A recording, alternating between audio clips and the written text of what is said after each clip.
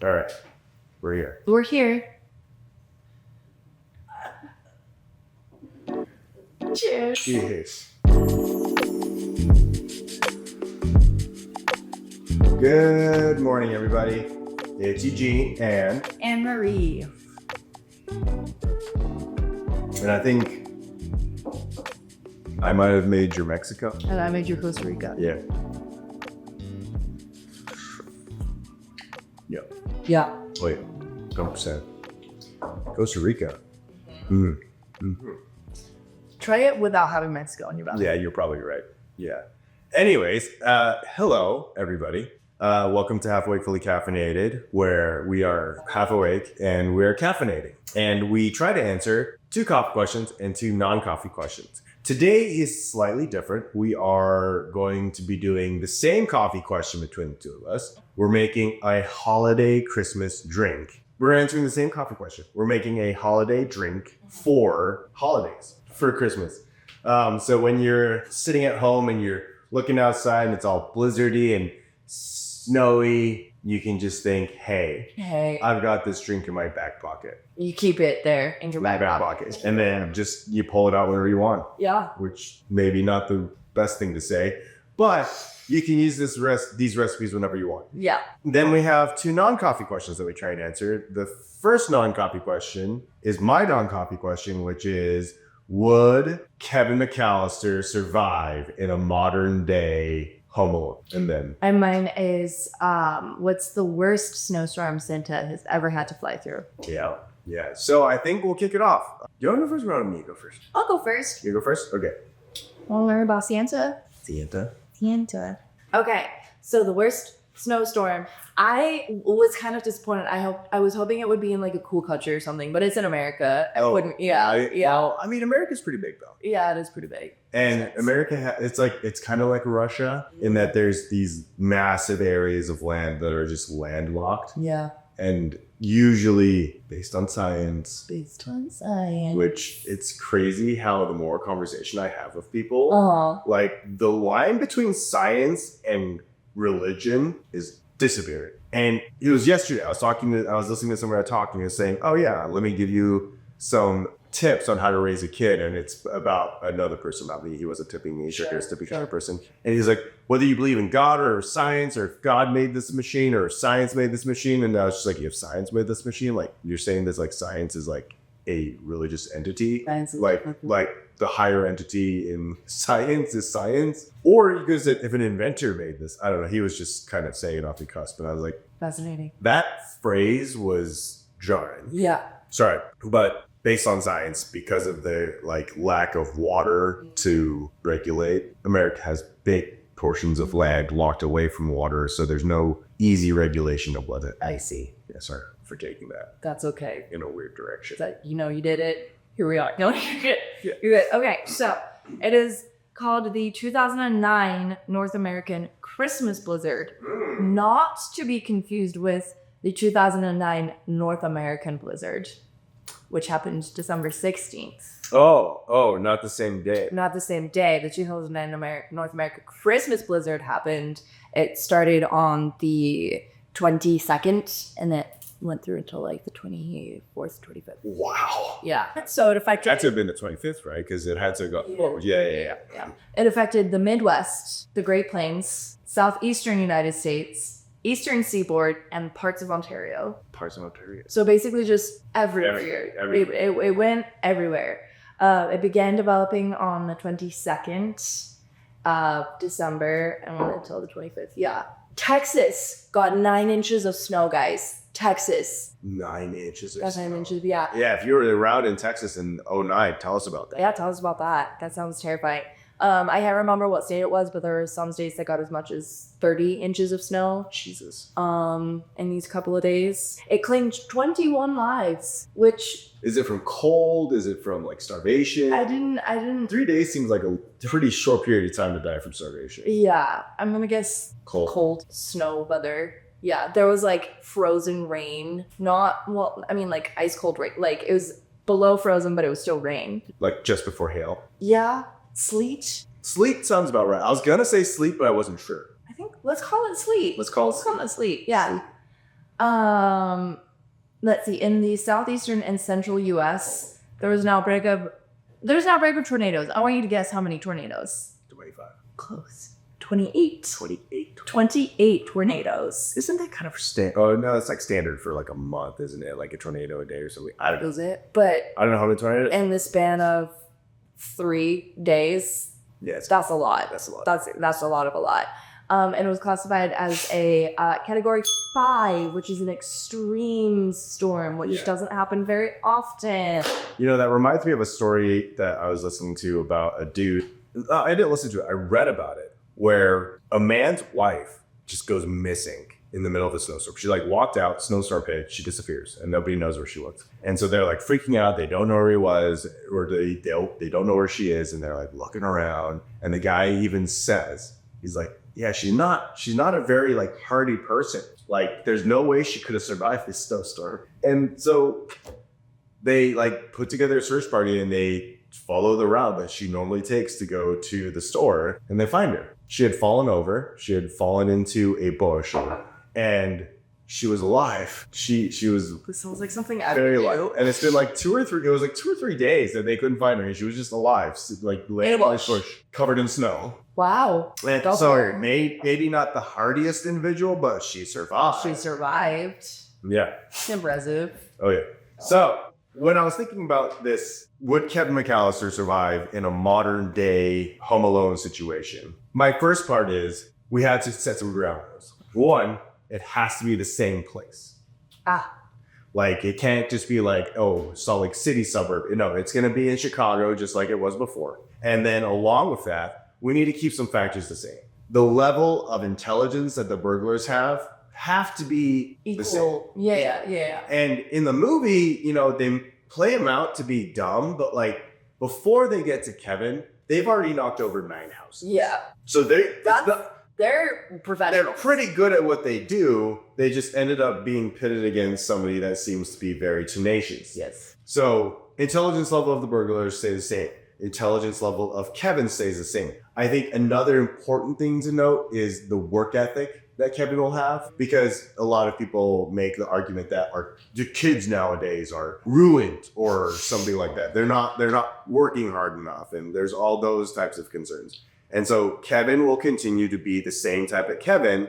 He just has access to different things. So now come the differences. Right. Most likely, Kevin is in a neighborhood and is part of a family that's extremely affluent. And the likelihood that they have pretty high-end security systems, lots of cameras, and so on, means that the burglars themselves will also need to have been very sophisticated. Because if they've knocked over 9 houses, and they're the wet bandits because they keep on clogging people's drains and flooding their houses, if they're continuously doing this for 9 houses and have not been caught yet, they are probably really good at avoiding cameras. They're probably very good at ensuring that they are disguised, and then they're also very good at, you know, navigating today's modern age technology. And then Kevin, on the other hand, you know, he would have access to Ring doorbells, security systems. He would also have access to a plethora of random technology. I also looked up the likelihood of his ability to access a weapon, such as a gun, and the likelihood is actually very low. Given that the McCallisters were, you know, relatively fluent, even though they completely, absolutely forgot their kid at home, they had to have been somewhat responsible. So they probably follow the laws that are required in Chicago, where guns are kept in a locked safe, no ammo. Like it's a very thorough system. Now comes the fun part. Okay. Does Kevin survive? Does Kevin And survive? I'm happy to have you kind of jive in here if you don't think it's actually accurate. Okay. But Kevin's going to have access to a lot more technology. He's going to have access to his own eyes. And I think in the movie, most everything that Kevin did was just based on straight intuition of like, have I pissed off these robbers enough to like lure them into a trap? Mm-hmm. And then as I lure them more and more into a trap, can I like maim them and, you know, deter them from doing any more? And my thought is that Kevin would be able to use devices such as drones, There's obviously plenty of still other toys that you could use. There's like little cars. He has lots of different options in terms of toys and technology that he can use at his disposal. Is it enough to deter the police or deter the burglars from getting to Kevin long enough before the police arrive? I think so. I think Kevin would survive. I think Kevin would not only survive, I think he'd probably throw it on YouTube. Ooh, I think he would live stream that. He would probably live stream it. Or, I think Kevin being as well thought out and planned as he was, I think he would record everything and then do it afterwards. But because I feel like if he was live streaming it, there would be the likelihood of mistakes and then he would not survive. Like the robbers would be watching him live stream it. Yeah, if they see that he's live streaming, they're like, okay, well, this kid's obviously up there. Right. Or, he could be using the live stream to fuck with them. He could. That does seem like a Kevin McCallister thing to do.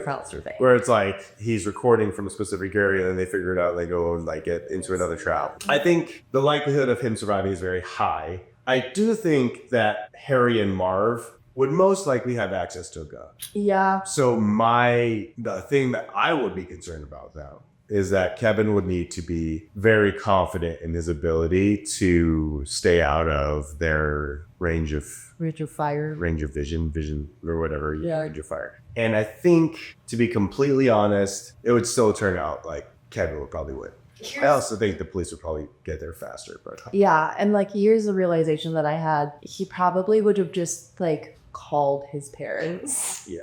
Because they would have been amplified. Yeah. He would have had a cell phone. His parents would have been like, oh, you're there. Well, we're going to call your friends or something like that. Yeah. Or he would have called an Uber. Yeah. But say this happened in a snowstorm that started on December 22nd and ended in December 25th of 2009. But then today, so 2024. Right. Say that happened. Oh, actually, that's actually changes things. Would he survive? It's a blizzard. They're breaking into his house. Does he have access to technology? Probably only the things that are charged. Yeah. He's definitely not live streaming it because everything's probably knocked out. Probably down. Yeah. Cellular maybe works. So his parents might know that he's there, but the police will probably have to take, I don't know. Actually, no. Didn't they have police go check the house and he hid from the police? Yeah. He either hid from the police or he played that movie to make it sound like everything was fine. He hid from the police, but for the robbers. Yeah, he did the movie. Yeah.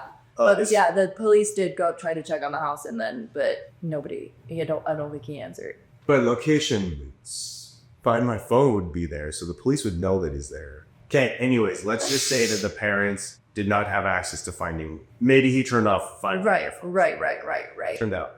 Yeah, that does change things a little bit. Because Harry and Marv are technically, they're ex-convicts, didn't they get out of prison, recently or something? I have not watched this movie in probably... I can't remember 100%, but I thought that they had just gotten out of prison and they were just going on a string of things. And so, they could be pretty deranged. They could be. Marv looks exactly like my dad, so... Marv is Joe Pesci or the tall guy? The tall guy. Oh, that's funny. So your dad's deranged. So my dad's could be, yeah, Got it. Yeah, I don't know. That's some interesting thought. Throwing in the blizzard in there changes things. But in the movie, there was no blizzard, so. There's no blizzard, you're right. Everything's the same. It's not canon. Everything the same. He would survive, and it probably would be done a lot sooner. Yeah. But he called the cops. He's the one that called the cops. But he only did it after he had maimed the burglars. Okay. If I remember correctly, because he was it was that or the neighbor with the shovel, which the neighbor with the shovel probably wouldn't be involved as much because I bet at this point, in this day and age, he's probably medicated. The neighbor? You don't remember the neighbor? The scary neighbor with the shovel? Yeah, that was actually a really nice guy. He was actually a really nice guy, but he sems old enough that that he would be medicated? And they would be medicating him and the medications would be, Right. I hate to say it, I don't trust our healthcare system sometimes because they prescribe things that maybe they shouldn't prescribe. They don't need to prescribe. Yeah. Anyways, that's a different story. So before we get out there, let's do our questions for next time because we're gonna have to go make a copy. Yeah. I wrote one down. We did write yours down. I did write mine down. I wrote mine down. I wrote yours down for me. Yes, and I wrote mine and yours down. So your coffee question is water temperature. We've talked about water, but water temperature and how it affects your coffee. Yeah. And then the non-coffee question is ice baths. because it's becoming ice bath season, and at some point, I bet at least once you're going to see someone that's consistently doing ice baths and just posting about it, and you're just like, great. But is there a purpose? Is there a purpose? That's why we do it. Okay. And then my questions are, what are some of the best at-home espresso machines? Got it. And then my non-coffee question is, how many colors is the Eiffel Tower? And then also, just tell me about the Eiffel Tower, because I feel like you're going to answer that question really quickly. I probably was going to answer the question of the Eiffel Tower and why. Yes, and why? Yes. All right, cool. Well, let's roll. Oh, you actually brought shit. Yeah. Wow. I do my homework. You do your homework. Wow. Morning, Brooke. Sorry for texting you. We needed you for this podcast. Yeah, we're experimenting on you. Mine is like, if you think about if you face value, not Christmassy, but nostalgically to me, Christmassy. Okay, so this is nostalgic to you. This is nostalgic to me. And there's a possibility that it's nostalgic to some other people. Potentially. This is as close to like English honeycomb as you can get. It's like toffee, air-dried toffee or whatever. Okay. And it is my favorite drink to have. There's a coffee shop where I grew up, and I would get honeycomb mochas and honeycomb hot chocolates from them all the time in the middle of winter, and it was delicious. So today we're gonna do a honeycomb latte. Honeycomb latte. Show the audience your honeycomb. This does seem like it's breaking a rule. You can make it at home with sugar, water, and heavy cream. Okay, got it. Cool. All right. While you're making your latte, why don't you tell us about how we can make honeycomb at home? You can make honeycomb at home by... Okay, English honeycomb is essentially just toffee, but baked. Okay. So you make it the same way you make like toffee, which is similar to how you make caramel, which is sugar, melt down the sugar, water, add in some heavy cream. Okay, I do want you to get a good shot of the espresso going and melting the honeycomb. Oh, okay, all right. My hope is that it is pretty. Is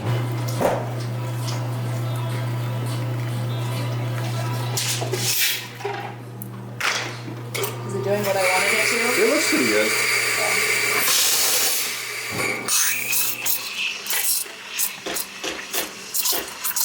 Move your hand.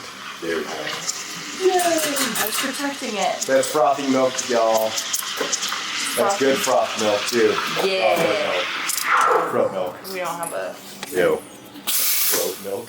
Throat milk. Throat milk? Throat. Like frothed oat milk. Frothed oat milk, throat milk. Please stop. Throat milk? Frothed oat milk. You get it, right? Yeah, I get you. Yeah, she got me. Okay. We're gonna...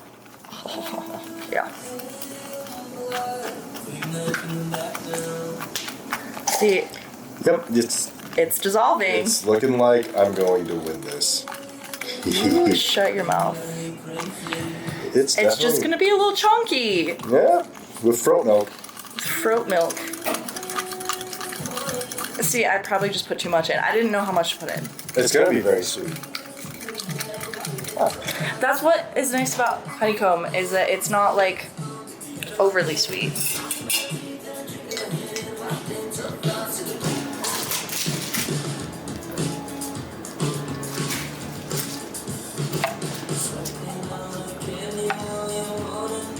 Oh, good pours. Good pours. Thank you. Okay, pours. Yeah, Oh, I messed it up a little bit at the I end think it's there. great. All right, put it off to the side. Mine is super simple. Yeah, I wonder why. But what we're gonna do, it's gonna be the easiest thing that you can make at home. We're gonna first start with this guy. You're gonna take some honey that you can just grab. Slap that in there. Put a pretty good amount. Pretty good. And then we're gonna go ahead and grab some cinnamon. Boop. Cinnamon. And then we're gonna grab.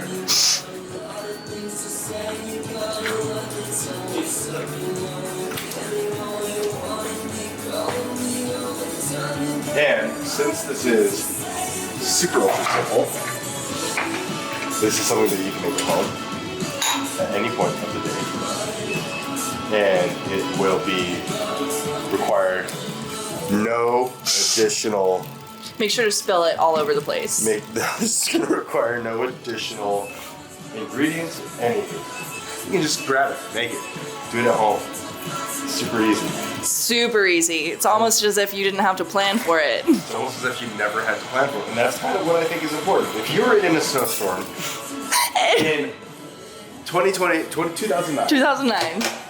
you would not have to worry about having the ingredients for this. Hopefully. You're right, and I am planning on making specialty fancy coffees when I'm stuck in a snowstorm with near-death experiences, you know? Taste this really fast, though. Taste come it. here. Tell us which one's the best. I like it. It's very subtle. Very subtle? Yeah. Good. It's Okay. good. I like it. I feel the Christmas in it. Feel the Christmas? Okay, wait, try Eugene's. What's this one? It is just, It's Mexican coffee, pretty much. who wins? Okay. I like the latte more. Yeah, that was good though. I knew it. Okay. Oh my god. I want to try it. I do want to try that too. That is very subtle. I told you. Very subtle. Very subtle. If I do it again, I would add more. Oh, I didn't try yours.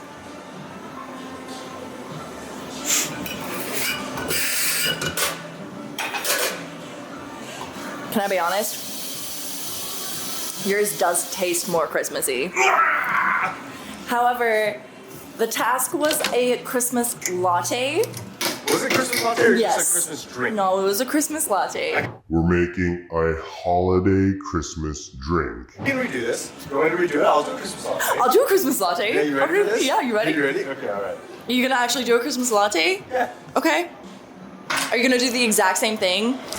You're gonna do this is you're making the Anne Marie. Remember when we had all of the barista drinks? This is mine. This is a honey this cinnamon is good. latte. Oh, it's honey cinnamon latte. Okay, so you want me to mess this up? All right. I'm just saying that Let's play a game. we'll play a game. Play a game. Let's play a game of what will Eugene make out of spite.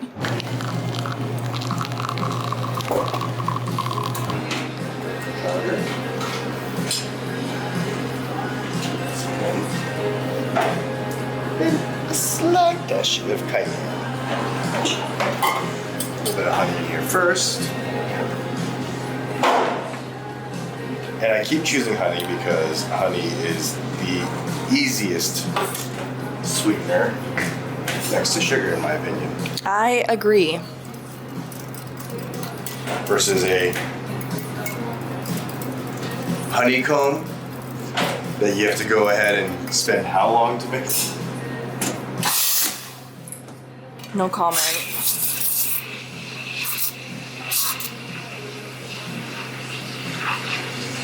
So I choose to put all the spices in like this, which I think is a little different than what everyone else does here.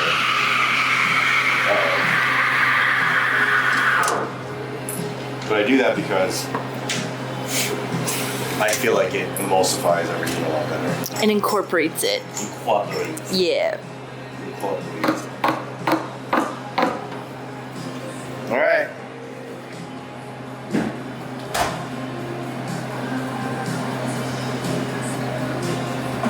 Make a little bubble.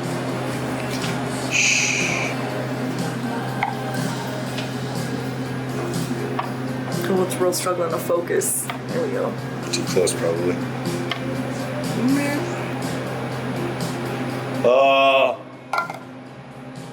I did way too much. All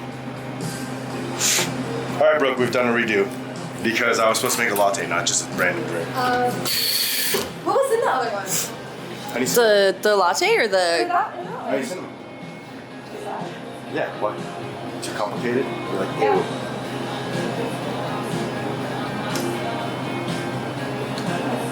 Okay. I like that. I still got more though.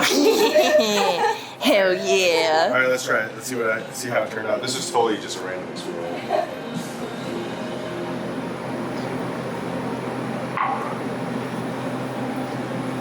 Oh. Good luck. Here. Good luck. The cayenne kicks way more than you expect. I'm spilling it. Yeah, that just tastes like a latte that is a little spicy. Yeah, anyways, not so great. Thank you guys for joining. Thank you. Don't forget to like, comment, subscribe, and enjoy the drinks.